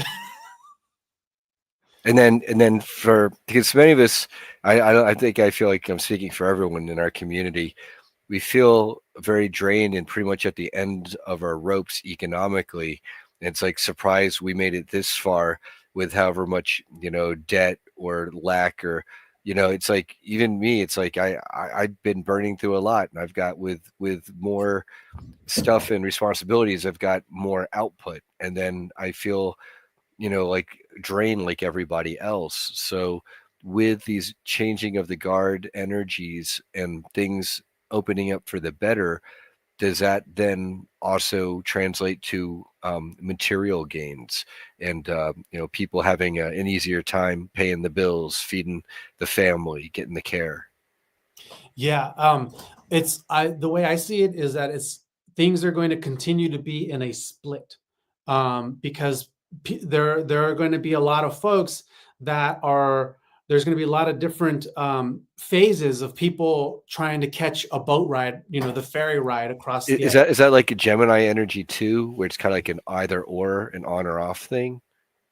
Um, I mean, I guess so. I guess we can say that, but like what I mean is there are opportunities to to gain monetary gain in the future are presenting themselves now, and not everyone's paying attention to it. So like, for example, XRP, Right. Pick up on it now while it's here, because yes. when the train's left the station, forget about it. Yes, exactly. And right now, as Neptune has been in Pisces since 2012 and Saturn is now here, now is the prime time to really process what sort of deep subconscious belief systems are operating within your mind that aren't true, don't have to be true, and to release it, and to surrender yourself to this higher power that might feel strange at first, but it's only because you're so conditioned to pain, because the cells. So it's like if there's a path that's calling to you, if there's old energies to dump, if there are projects calling to you, now's the time to start getting things going, so that later on by 26, 27, we've put in the work to get things actually materialize with the energies that are conducive to us thriving. And if we don't pick up the opportunities that are being offered to us now, then later on there's not going to be much to pick up or capitalize on. Yes, exactly. And like I'll share personally, like, I have a brain tumor that recently grew back, and it grew back bigger than it was before. And this brain tumor, it's on my pituitary gland. What it's doing is it's hijacking my body's endocrine system. And so my hormones are like all out of whack. And it's triggering this deep unconscious response of an old beat up version of myself that had to go through the first round several years ago. And it's also connected to a lot of historical trauma I went through my entire life. So with the reemergence of this, it's part of it's this, like what I'm going through personally and what I shared. That's part of what I'm needing to work through within my subconscious mind, because there's tricky components to it, of like allowing something like that to excuse myself from continuing to progress in my life and in my vision, or to go completely into little bitch, I'm going to cry about it. There's nothing I can do about this. So I'm in a constant, battle state with my own mind here, dealing with this thing. But the way I see it is like, no, this is deep spiritual karmic work that I'm working on, having to clear this stuff. So that's something for me. Everybody has their own thing that they're going through. But what's very tricky is that, with the subconscious mind and with the whole Pisces Neptune energy, is a lot of like, it's like, what are you going to allow to really be real and to have power, but yeah, it's anyways. Well, so that it sounds like it's not just a financial or material thing, but there's also health implications as well, that you're picking up in these different energies and how they influence us. Yeah, it's going to be different. It's going to be a different hand of cards for everybody. And all of it is just a reflection, a manifestation of what sort of karmic things you need to process for your own self, what sort of shit you need to let go of for yourself, because we are going through intersecting weaves of what we went through as a collective in Atlantis, of what we went through as a collective as Lyrans, through all these major cycles. Because in this timeline, this here and now planet is where we have a lot of power to make a shift and difference, and all of these other points of time, space, reality where things ended in total catastrophe. Yeah, because you're speaking to Atlantis, and a lot of people in our community are clued into this concept that many of us may have lived in Atlantean times. The last time that humanity tried to ascend from third to fourth to fifth density and failed, and that resulted in the flood. And now here we are, and we're dealing with transmuting a lot of the karma from previous lives, including Atlantis. And here we are in the higher timeline to make that push successfully. Yes, and there are going to be casualties. There have been casualties. There's been floods. There's been earthquakes. There's been fires happening all over the world. And it's intense. It's really hard. But for those of us that are positioned in where we're positioned, like I live in the middle of where Helene hit, but my house still standing. I still have water. And unfortunately, just over the mountain, my boss lost 14, 13 family members, landslide. The roads are gone. They've lost completely fucking everything.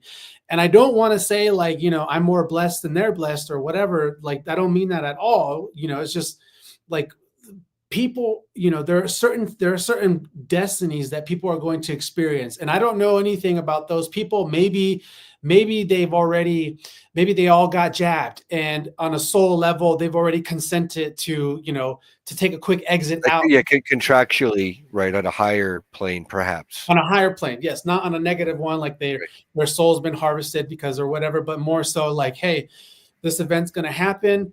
You've already sort of logged out because you are not waking up. You're not doing the work. And so we're just going to, and unfortunately, it's part of a dual process, because one, people need to realize that these aren't natural disasters. And so some folks need to be taken out. It's really hard to find the right words to say it, but I'm just saying it. Well, it's what it is. It's from, there are people who came into this life perhaps choosing to want to ascend, and there are people who they weren't necessarily going to ascend in this life, and it's fine. And maybe they'll get to come back to a better new earth and come back around and learn those lessons and have those experiences and have that growth. Yes. Yeah, exactly. And I just want to address something. I haven't been paying too much attention to the comments, but I saw that there were a few people that were talking about tropical astrology and other astrologies, and just to clear some things up, because there's been a lot of division and arguments about tropical versus sidereal or true sky astrology. Tropical astrology has nothing to do with where the planets are physically placed in the sky. Tropical astrology has nothing to do with the constellations, period. Tropical astrology is based off of the celestial equator of Earth that gives us the Tropic of Cancer and the Tropic of Capricorn, which is the winter and summer solstice. And this gives us a circle, which we divide into 12 segments that make up 360 degrees, and we attribute the signs to them, not the constellations. So tropical astrology has nothing to do with actual constellations and where planets actually are in the sky. It has to do with tropical seasons. So I'm not going to say one is better than the other, because the way I like to see it is like there are various types of Kung Fu. And if you're a Kung Fu master and you want to tell me that your spinning tiger wind fury is better than my crouching lotus fist, then let's duel, So it is what it is, So for folks that are like on this, high horse bandwagon of like, well, I downloaded this app and when I point it up here, it tells me Pluto is in Capricorn. Obviously, you have not read a book about what fucking tropical astrology is. And again, with the subconscious thing and the projecting, it's like there's a lot of things you need to know. But because in our sort of community, we have been conditioned to think everything is a conspiracy and that there are greater levels of truth going on, and we're all being kept in this illusion. Like, check yourself. Have you done any research, or are you allowing your mind to automatically go into this assumption? Like a little bit of paranoia is good, but don't go over the cliff with it, guys. Yeah. All right, I'll end that rant there. Well, you spoke about how hard your region got hit amongst others, and this is a great opportunity to ask. I know you do the astrology and intuitive astrology readings, and do you offer other services as well? And then how do people avail themselves and contact you for that? Yeah, so I do intuitive astrology readings, and I also give hypnosis sessions, hypnotherapy sessions. I like to sort of combine the two, working with folks more on a long-term basis, helping people understand the workings of their zodiac chart, and then through regular talk therapy leading into hypnosis. I find all of it works really well in switching things in the mind and having a greater understanding of just what is natural to you. And this is what I want to say to people in the audience. There's a lot of very amazing, skilled readers, psychics, psychic mediums, remote viewers in our community. Not all of them have had to endure and go through the programs, military abductions and targeting. And so, Mario is one of those people where he's been through all of that, and he's got these abilities and he's sharing them with you. How do people find you? My website, starseedsalsa.com, or my email, starseedsalsa@gmail.com. You can reach me on Facebook or Instagram also. Facebook, I'm Mario Mijares, CHT, certified hypnotherapist. And then on Instagram, I am the Blu-ray Bodhisattva. Awesome. And then the other part of your team, Shelly, does she also do stuff in our community? I forget what services and types of consulting she offers as well. Yeah, well, Shelly is an acupuncturist and Chinese herbal medicine practitioner. So remotely, what she can do is consult what sort of issues you may be having, and through traditional Chinese medicine practices can prescribe you certain herbs, whether in pill form or teas, and even certain exercises that she can help with the meridian channels and the organs and stuff. She's got me on some crazy tea right now for my brain tumor, but that's one way that she can help you guys as well, which I've been, she's working on an online program right now that's still in the works, but I've been telling her, like, Shelly, like, there's a lot of common things that experiencers and SSP, experiencers have gone through.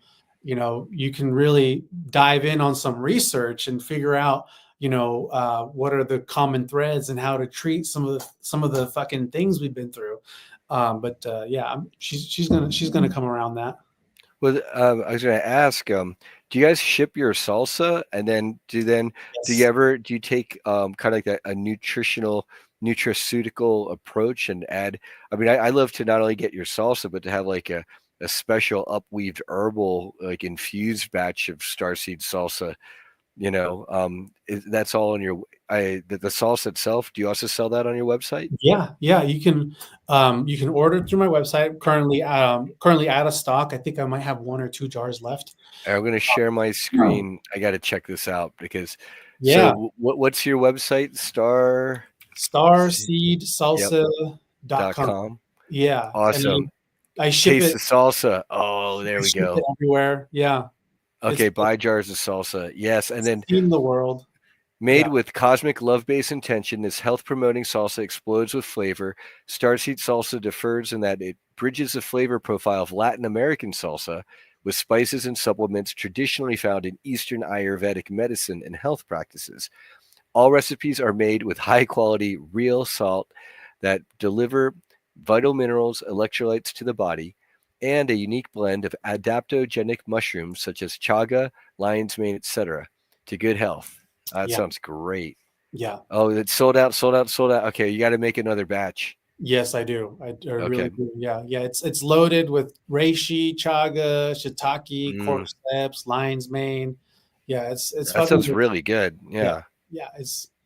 yeah. It's really it's the best salsa in That in sounds this good, man. segment. You definitely got to bring some of your salsa to the conference, Yeah. dude. I Yeah, didn't get to go by your booth to buy it before you guys wrapped up. So I was like, yeah, oh, yeah. I'll make some real soon and I'll send some to you guys. oh, awesome. Awesome. Yeah. Well, let us know Sounds when it's up excellent. and we'll broadcast it for everybody to go by the website. Yes, sir. Yes, sir. Thank you. Yeah. Yeah. Well, I guess we're wrapping things up. Is there anything else you want to let people know, Mario, or any questions from the audience or anything like that? Well, I mean, I guess the last thing I'll just kind of say is, because I saw over the last couple of weeks, Arkeem, that you were dealing with I don't know, trolls or haters of people like doubting the secret space program or wanting actual proof, and so I just want to support you in that and just telling other folks who might be listening that it like what we have gone through is very real, and if you can pay attention to people's stories but also the actual facts of certain government things and stages, like just keep an open mind, and like the truth is going to unveil itself. And all I can say for myself in what I went through in my life was all very real, and no one can take that from me, even if you demand actual physical proof. And if I can't give it to you, I'm not here to fucking prove myself to anybody. Like I'm just here to share what I went through, because it was a real fucking experience and what I believe it's connected to. And whether you or anybody have a hard time accepting that, that's okay. You are on your journey. Yeah, And I'm not and I gonna think a lot of it too is what's proven. these people who want proof from us. Well, I think there's quite a bit of proof, and what it requires is for a person to become an investigative journalist, do quite a bit of research on their own. I can't, nor you can't, Mario or Brian or anyone, sit down. How long would you have to sit down with somebody long enough to give them? Okay, so the MK Ultra happened on this date, and this happened, and this guy was in this place. There's all this evidence, but you need to watch like a 2 hour long documentary. I really appreciate this donation, by the way. Thank you so much, Susan. Thank you, Susan. You know, Um, my whole thing is if they have an open mind, I'll take a whole day. If their mind is shut, 5 minutes is painful. Right. right, exactly. If somebody's willing to listen and actually That's that amazing. I love it. yeah, but if they're already kind of decided and they just want to be a troll, that's kind of really can't deal with that, you know. Anyway, Yeah. well, it was a fun show. Yeah. Thank you. And thank you again, Susan. Thank you everyone for being here. Great seeing you, Jordan, and Adam Weiss. I wonder if is that really your name, or is that a reference to Adam Weishaupt? And then, are you a fan of the Illuminati books, which are a great series? And we're always trying to break through the censorship barrier here. So please feel free to share our show. If you think that there are bigger shows that any of us should be interviewed on, and the people who run those shows, please help connect us. We're finding this is an amazing way for us to really further build and expand the communities and the audiences, is by getting everybody on each other's shows and platforms. And in this way, we're really subverting the mainstream media, because we're building our own ecosystem of content. And there's going to be a lot more of that to come. And maybe that'll be part of the 2026 and 7 manifestations, with us getting it all together in 2025 and now. Yeah. Yeah, I hope so as well. And don't forget to smash the like, everybody. That's right. We have Subscribe. 44 viewers or 46 viewers, so we should have at least 46 likes. Yeah. Yeah, guys, come on. No, it's all good. 31, not bad. Out of 48, it's pretty good, guys. Yeah, it's pretty good. Yeah. All right. Well, I'm just gonna make a couple announcements at the end here, so I'm gonna let you guys go, and you guys take care. Everybody, thank you so much for watching, both in the now and in the future. Thank you so much for watching the show. All right. And then I just wanted to say one more thing here to everybody. Like, I got this email, and it'd just be cool to get some emails. I don't know if it's not working. Next show, maybe I'll ask and see if anybody in the comments, because I haven't got one email yet. So this is, like I said, free. If you don't have money, if you have money to donate, great. I would love that. But I really just want to talk to people who think they might be in the programs, or just have weird experiences, or even just people who want to learn more and just want to talk. Feel free to, talk to me through this email. It makes it all streamlined, because that's the only thing people are emailing me for on this, and I have like an app that helps me with it. So that's all I wanted to say. And just, yeah, thank you so much to my patrons. That's the last thing. I got a little thank you video for you guys.